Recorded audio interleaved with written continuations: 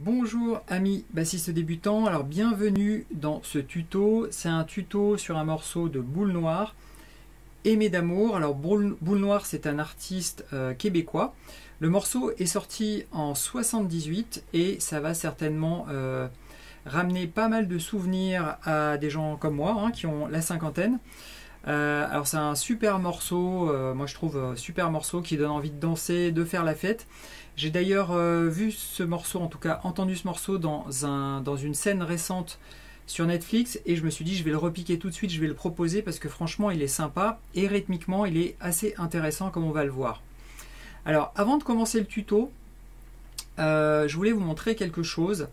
Alors je voulais vous montrer un site qui s'appelle Jamorphosia.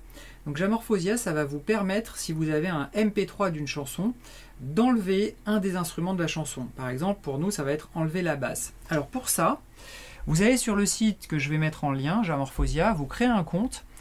Ensuite, vous devez avoir un fichier MP3. Donc le fichier MP3, vous le chargez ici, d'accord? Choisir un fichier MP3. Vous allez le chercher dans le chemin de votre ordinateur. Ensuite, ce que vous voulez faire, il y a plusieurs choix, supprimer le chant, la basse, etc. Donc pour nous, ça va être supprimer la basse. Ensuite, c'est la qualité du fichier généré. Et ensuite, quand vous cliquez sur Jam, vous allez avoir le fichier son qui va se télécharger, donc le même que celui d'origine. Simplement, il y aura l'instrument en moins que vous avez choisi. Et je trouve ça absolument génial pour travailler sa basse, parce que vous aurez un accompagnement, pour le coup, ça sera vous qui allez être accompagné et vous allez pouvoir jouer dessus. Et ce qui est bien, c'est que tout de suite, quand vous allez vous réécouter, si vous vous enregistrez, vous allez tout de suite entendre vos erreurs de placement. Parce que quand vous avez la basse et que vous jouez sur un cover où il y a toute la musique avec la basse, les erreurs de placement sont souvent couvertes par la basse elle-même, qui elle est bien placée dans le morceau, et donc ça cache pas mal les défauts. Là, pour le coup, c'est vous qui devez faire la basse et donc vous devez conduire le bateau. Et là, vous allez avoir certainement des surprises une fois que vous allez vous réécouter. Alors, mon cover que j'ai fait sur ce morceau, il est fait avec un morceau que j'ai téléchargé, que j'ai transformé via Jamorphosia et que j'ai utilisé. Donc la basse, c'est vraiment uniquement moi qui joue, il n'y a pas d'autre basse dessus. Et du coup, les 16 premières mesures, en fait, on va dire les 4 premières tournes, c'est comme dans le morceau. Et après, j'ai fait un peu à ma sauce. Alors, tout ce qu'il y aura dans cette vidéo, la tablature et puis les différents éléments drum beat que je vais vous proposer sont dans mon site de formation. Alors, c'est totalement gratuit. Vous pouvez vous inscrire et puis récupérer les fichiers pour vous aider. Ok, alors pour le morceau en lui-même, j'ai fait ça. J'ai créé un fichier drum beat avec un rythme à 4 temps en bas, d'accord? Et au-dessus, sur ce qu'on appelle le ride, qui est un élément de la batterie, j'ai mis uniquement les placements, l'endroit où vous devez démarrer pour jouer les notes. Parce qu'en fait, comme les placements ne sont pas naturels, je trouve que c'est un bon moyen de choper ça. Et comme le son est toujours le même, c'est pas le morceau, vous avez un son neutre de battement pour jouer à ce moment-là, vous allez comprendre. Alors si je fais tourner ça, il y a 4 mesures, ça va donner ça.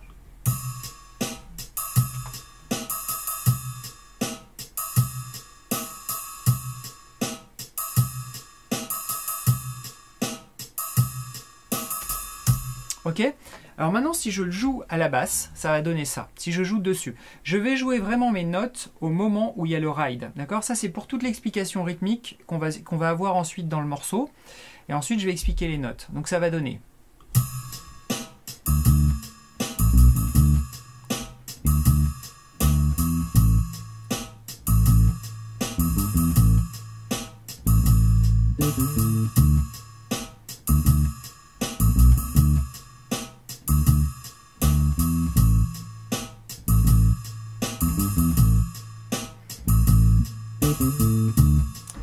Ok? Alors j'ai vraiment joué le plus précisément possible à l'endroit où se trouvent ces rides. Alors ensuite vous pourrez isoler ça mesure par mesure de façon justement à faire une tourne uniquement sur une mesure pour choper la cadence rythmique qui est pas évidente parce que justement les notes ne tombent pas, ne démarrent pas sur des endroits naturels. Ce que j'appelle endroit naturel, par exemple, c'est quand on fait 1 et 2 et 3 et 4 ou 1, 2, 3, 4. C'est-à-dire tous les moments où vraiment on peut s'appuyer. D'accord ? Par contre, les endroits qui pour moi ne sont pas naturels, c'est justement les endroits qui sont entre ces rythmes-là à 4 temps, c'est-à-dire par exemple entre le et le 2, 1 et 2, entre le et le 2, 1 et 2, il pourrait y avoir une note à cet endroit-là. Et c'est ce qui donne du rebond, ce qu'on appelle aussi du groove dans les morceaux, parce que ça tombe pas dans des endroits naturels, ça donne ce côté un peu chaloupé qu'on retrouve dans plein de morceaux. Donc avec ça, si vous l'écoutez en boucle, vous allez pouvoir justement vous imprégner de l'endroit où vous devez démarrer vos notes. Et si vous n'y arrivez pas, parce que c'est pas évident quand on commence, ça va justement... en tout cas, vous allez comprendre où il faut démarrer. Après, il va falloir réussir à enclencher ça, parce que ça vient surtout de la tête. D'accord ? Des fois, on part un peu trop tôt, des fois, on part un peu trop tard. Et vous allez voir qu'à force de travailler sur ce genre de truc, avec l'expérience, ça va passer. Alors maintenant, pour le morceau en lui-même. Les notes, c'est ça. On va partir sur le Ré. D'accord ? Et on va commencer par faire. Alors, c'est 3 notes, le. Ça correspond exactement à cette note-là, le pom, pom, pom. Ok ? On voit bien que pour le rebond, pour ce rebond, on tombe directement sur le 3. Donc il faut être assez précis justement pour faire ce rebond pour qu'il tombe pile. Parce que la note qui est juste avant, elle est sur une double croche qui tombe juste avant. Et ça, c'est important de bien la jouer pour faire vraiment le... D'accord ? C'est pam, pam, pam. C'est pas une note qui est un petit peu décalée, machin, parce que ça s'entend tout de suite. Ok ? Et ensuite, on a cette partie-là. Et alors cette partie-là, elle fait... Donc on va chercher... On est parti du Ré avec le rebond. On va chercher la note au-dessus qui est le La avec l'index. Petit doigt, le Si. Ensuite, on va faire une ghost note, pardon, ça fait. Et on va faire une ghost note sur la deuxième corde visuelle, la corde de La. Ça fait. Pardon. D'accord ? Et on va chercher, toujours avec son index, la note le Ré. On revient sur le Ré. D'accord ? Et quand on revient sur le Ré, on va se retrouver sur le 1 de la mesure suivante. D'accord ? Donc en fait, ici, on a les 3 notes qui sont là, c'est ça. Si on dit que la ghost note est une note, ça fait. Donc ça, c'est à travailler. Je laisse passer le son en levant mes doigts. Je referme avec le petit doigt pour aller chercher le Si. Et ensuite, c'est là où c'est délicat. Parce qu'il faut reposer tous les doigts. Et ensuite descendre l'index et soulever les doigts. Pardon.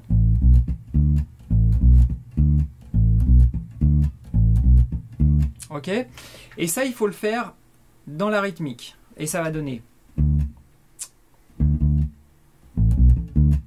Ok ? Alors ensuite, on va passer sur la deuxième mesure.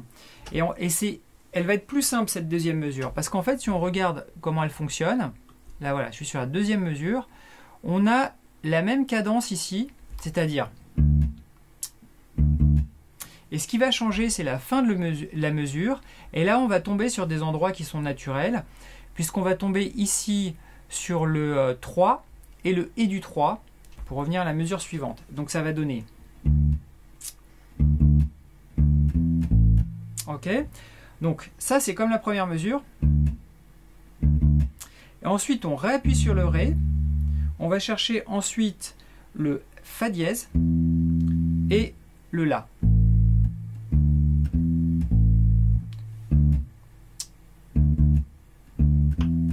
Et les 3 notes sont liées. D'accord ? Autant là on a des notes courtes, autant là on va avoir des notes liées qui font. Une fois qu'on se retrouve sur le Sol, on va se retrouver sur la troisième mesure. Après, je vais tout vous jouer avec le rythme. On va se retrouver à faire ça.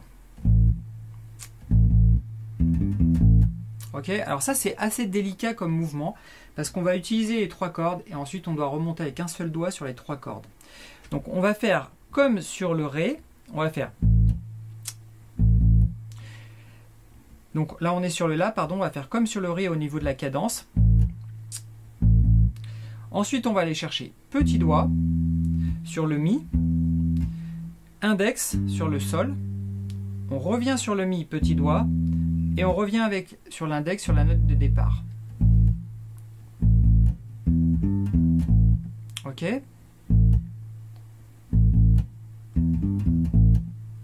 Alors après bien sûr il faut bien le caler rythmiquement, d'accord? Mais déjà sans stress rythmique, ça serait bien de pouvoir faire. Ok, je recommence. Ok, et pour terminer, on se retrouve sur la 4e mesure. Pareil, on arrive ici, hein, quand on fait.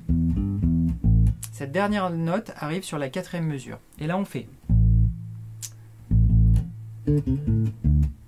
D'accord? Donc, je recommence, ça fait. Ça, c'est la même chose pour les 4 mesures.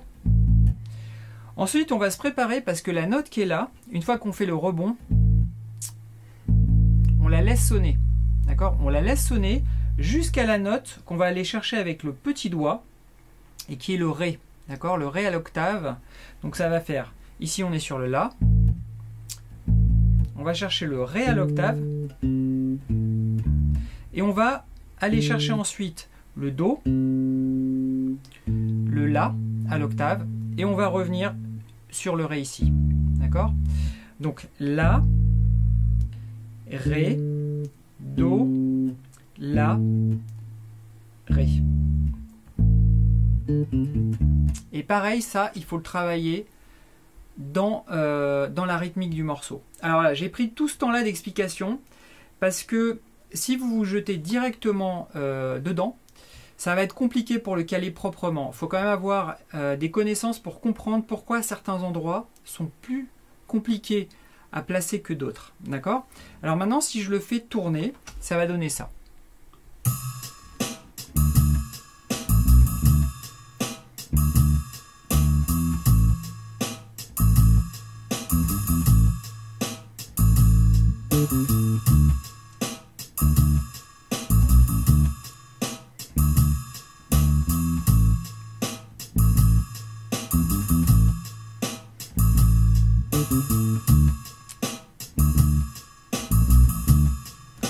Ok, et on continue, on continue. Alors, je vous propose, parce que peut-être que c'est un peu rapide pour certains, de le mettre vraiment plus doucement. Je vais le mettre à 60. On va voir ce que ça donne.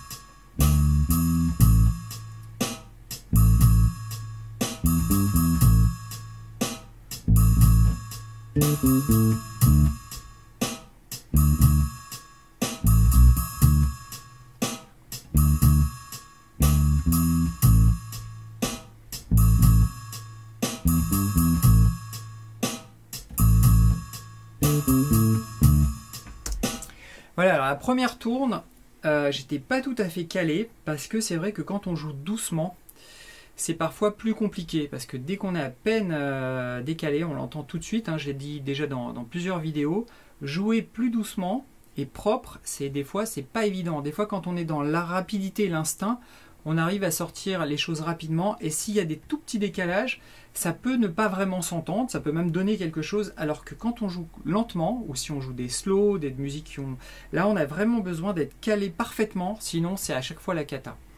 Ok, alors voilà pour le morceau. Si vous faites tourner ça, tout le morceau, ça fonctionne. D'accord? Sans variation, vous faites tourner ça, tout le morceau, ça fonctionne.